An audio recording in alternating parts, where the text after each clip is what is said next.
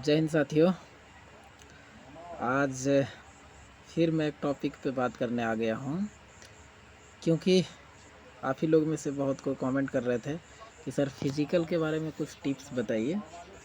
क्योंकि बहुत सारे लोग जो हैं अभी पहला अटेम्प्ट कर रहे हैं यहाँ पे एसएससी जीडी में, तो उनको रनिंग वगैरह के बारे में कुछ थोड़ा ज़्यादा नॉलेज नहीं है, और अगर है भी तो थोड़ा चाहते हैं कि मैं एक स्ट्रेटजी के साथ फिज़िकल की तैयारी करूं, चूँकि अच्छा खासा मार्क्स है और जॉब का सवाल है।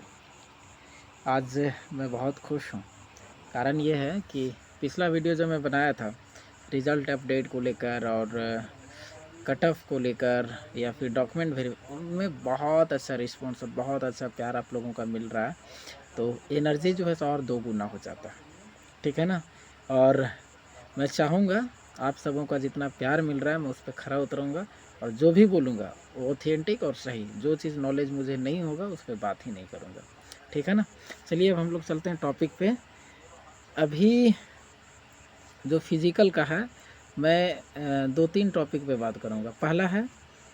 पहला पॉइंट है इसमें ये कि फिज़िकल की तैयारी के लिए सबसे ज़रूरी जो है वो शू का सिलेक्शन, दूसरा डाइट, और तीसरा जो है रनिंग कैसे करना है, शुरुआत हम कैसे करें, और इसको हम अपने आप का स्टेमिना कैसे बढ़ाएं। ये 3 पॉइंट। तो चलिए पहला पॉइंट हमारा है कि शू का सिलेक्शन।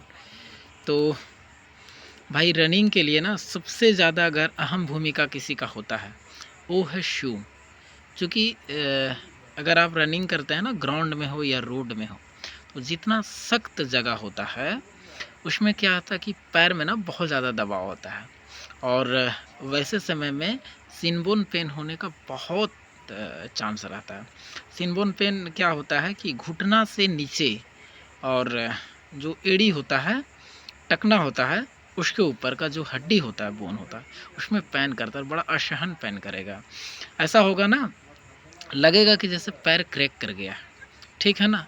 तो वो शिनबोन पेन, और उसका सिर्फ एक ही रीज़न होता है कि शू का गलत सिलेक्शन। इसलिए मैं कहता हूँ कि अगर आप जीडी का तैयारी कर रहे हैं फिजिकल का, तो सबसे पहले आप एक अच्छा शू का सिलेक्शन कीजिए। हल्का हो, गद्देदार हो, और जो भी हो बढ़िया क्वालिटी का हो। ठीक है ना। मैं इसमें कुछ बता दे रहा हूँ। या तो जो भी शू का सिलेक्शन कीजिए वो कम से कम थोड़ा सा रेंज का होना चाहिए, 600-700-800 का। मैं ये नहीं बोल रहा हूँ कि 400 का। अगर 400-500 का शू लेते हैं तो मैं कहता हूँ एक गूगल में सर्च कीजिएगा, आता है सिलिकॉन जेल। ठीक है ना। लेकिन उसका कीमत 700-800। वो क्या होता है कि रबर टाइप का होता है और गद्देदार होता है। उसको अगर इंसोल के रूप में उसमें डाल दीजिएगा शू में, तो पैर पे ना इतना गद्देदार महसूस होता है कि कभी भी सख्त जगह पे पैर पे बिल्कुल दबाव नहीं पड़ता है, पैर का थकावट बिल्कुल नहीं आएगा। ठीक है ना। तो इसको यूज कर सकते हैं। या जिन भाई को इसमें ज़्यादा पैसा लगता है ख़रीदने में, ऐसा कीजिएगा कोई भी शू जो लीजिएगा, ठीक है ना, उस शू को लेकर आप मोची के पास चले जाइएगा, मोची को बोलिएगा एक और इसमें इंसोल डाल दीजिए। इंसोल मीन्स जो उसको बोलते हैं अंदर जो रहता है, जीबी बोल सकते हैं या इंसोल बोलते हैं, एक और डलवा लीजिएगा गद्देदार। इससे क्या होगा ना कि पैर पे बहुत कम असर पड़ेगा और रनिंग करने में आसान हो जाएगा। ठीक है ना। तो ये शू के बारे में जान लीजिए, और हमेशा अच्छा शू सिलेक्शन कीजिएगा। एक शू का मैं बता दे रहा हूँ जहाँ तक मुझे, जिसको मैं यूज किया हूँ। ठीक है ना। ज़रूरी नहीं कि आपको पसंद ही आएगा, लेकिन मेरे को बहुत अच्छा लगा। वो शू है, एक आता है लखानी टच रनिंग शू आता है, लगभग 1200-1300 रुपये का पड़ेगा आपको, 1200 रुपये का, एकदम हल्का और बहुत अच्छा शू। ठीक है ना।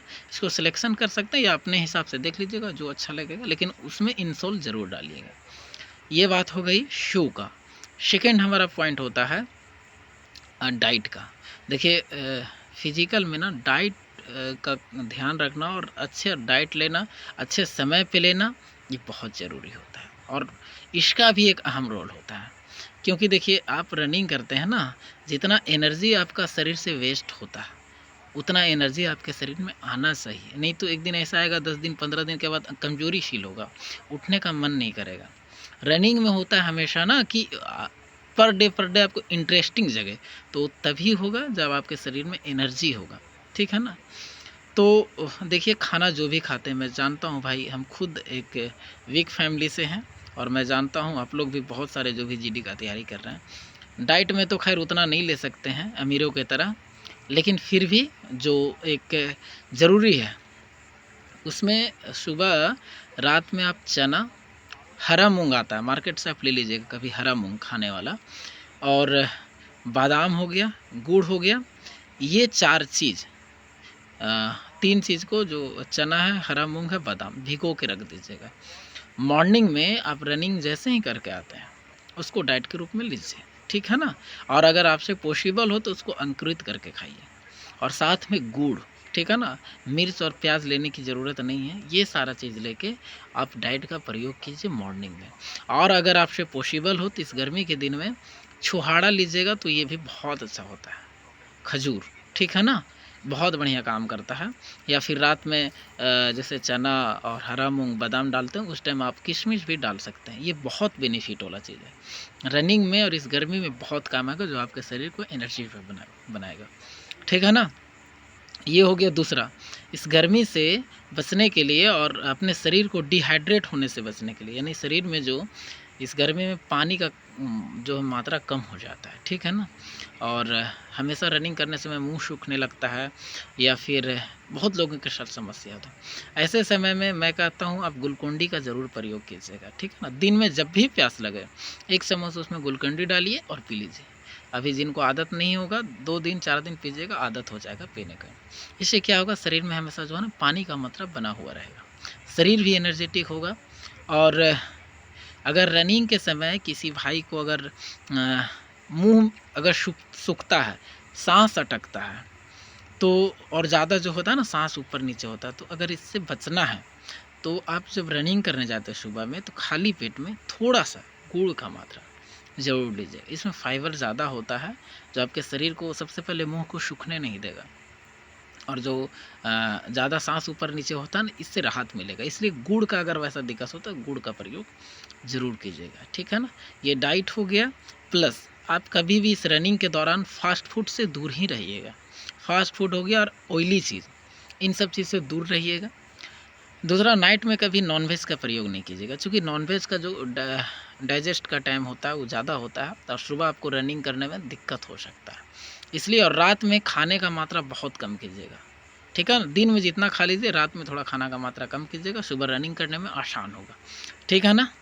तो डाइट में इन सब चीज़ का ख्याल रखिएगा। ज़्यादा तो मैं नहीं बताऊँगा, बहुत सारा चीज़ आता है, लेकिन उतना हम जैसे फैमिली के लिए उतना पॉसिबल नहीं हो पाता है, ठीक है ना। तो जो हो पाएगा मैं वही बताया। अब तीसरा जो खास मुद्दा पे हम लोग बात करने वाले खास पॉइंट पे, वो है रनिंग, कि शुरू से हम रनिंग कैसे स्टार्ट करें। तो देखिए, जो अभी एक ग्राउंड में गए ही नहीं हैं शुरू से, उनका ये काम है कि सबसे पहले जब आप ग्राउंड में जा रहे हैं, शुरुआत जब कर रहे हैं, तो शुरू दिन ही जाके आप जोश में कि मेरा इतना मार्क्स है, रनिंग निकालना 5 किलोमीटर है, जाके शुरू दिन ही 2 राउंड 3 राउंड जो है मार दे। क्या होगा ना, शरीर जल्दी बॉडी थक जाएगा।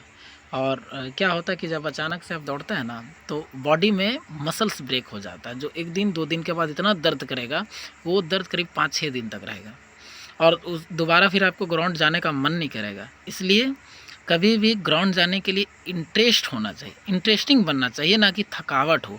थकावट होगी भाई, लेकिन थोड़ा हिसाब से कीजिएगा तो कोई दिक्कत नहीं होगा। तो जब भी आप शुरुआत कर रहे हैं तो शुरू दिन जाइए, सिर्फ घूम टहल के आइए। नेक्स्ट डे वार्म अप वगैरह कीजिए, थोड़ा बॉडी को हिट कीजिए। ये प्रक्रिया कम से कम 4-5 दिन रखिए, और फिर उसके बाद आप 1 दिन रेस्ट ले लीजिए। उसके अगले दिन के बाद, रेस्ट के बाद आप रनिंग करना स्टार्ट कीजिए 3-4 दिन के बाद, जिसमें शुरू 1 राउंड 2 राउंड जब, और कभी भी रनिंग जब करना है, ग्राउंड जाते हैं तो अचानक से ग्राउंड में जाकर रनिंग नहीं करना है। क्या होता है कि जैसे बॉडी हमारा स्थिर होता है, रात में जब सोते हैं ना तो पूरा स्थिर होता है, सारा बॉडी का जितना भी पार्ट्स होता है वो समझिए कि एकदम रुका हुआ टाइप से होता है, वो अपना गति में नहीं होता। इसलिए जब ग्राउंड में जाते हैं तो सबसे पहले बॉडी को वार्म अप कीजिए, कम से कम साइड जंप हो गया, या फिर 1-2 पुशअप कर लिए, ये सारा चीज़ वार्म अप कीजिए। वार्म अप करके, ठीक है ना, कदम ताल हो गया, ये सब सारा चीज़ से आप वार्म अप कीजिए, बॉडी हीट हो जाएगा थोड़ा। उसके 1-2 मिनट के बाद आप रनिंग कीजिए। अब रनिंग कैसे करना, अचानक से आप जब ग्राउंड में जाइएगा ना, तो बहुत सारे धावक मिलेंगे जो 6 महीना साल भर पहले से रनिंग कर रहे हैं। उसको देख के आप, ये नहीं कि उतना स्पीड दौड़ रहा है, और मैं इतना स्लो दौड़ रहा हूँ, उसको देख के कभी भी आप उसके पीछे नहीं भागिएगा, ठीक है ना, कि वो इतना तेज़ कर रहा है, हम इतना स्लो कर रहे हैं, मेरा निकल पाएगा कि नहीं निकल पाएगा। ये चीज़ दिमाग में कभी नहीं लाना है, क्योंकि भाई वो आज 6 महीने और साल भर पहले से तैयारी कर रहा है। तो ये चीज़ धावक के चक्कर नहीं पड़ना, आपको एक्सीलेंट नहीं मानना है, पास होना है, ठीक है ना। एक्सीलेंट का कोई अलग से मार्क्स नहीं है। तो जब भी आप रनिंग करते हैं तो धीरे धीरे एकदम स्लोली स्टेप को उठाना है। अगर 1000 मीटर का अगर ग्राउंड है मान लिया जाए, तो क्या करना है, उसमें आप एक राउंड वार्म अप के तौर पे थोड़ा थोड़ा दौड़िए। दूसरे राउंड में आपका बॉडी खुद ब खुद इच्छा करेगा कि नहीं थोड़ा सा स्पीड बढ़ाएं। अगला राउंड में थोड़ा सा स्पीड बढ़ाइए, उसमें अगला, उसके बाद क्या कीजिए, चौथा और पाँचवा राउंड में जितना शरीर में ताकत है खींचिए, 4 राउंड 5 राउंड 6 राउंड खींचिए। बॉडी में रनिंग में ये होना चाहिए कि अगला के बाद मन करे हाँ हम आगे दौड़े। जब अचानक से बस स्पीड कीजिएगा ना तो लगेगा मैं रुक जाऊँ। ये सारा चीज़ आप कभी भी फॉलो कीजिएगा।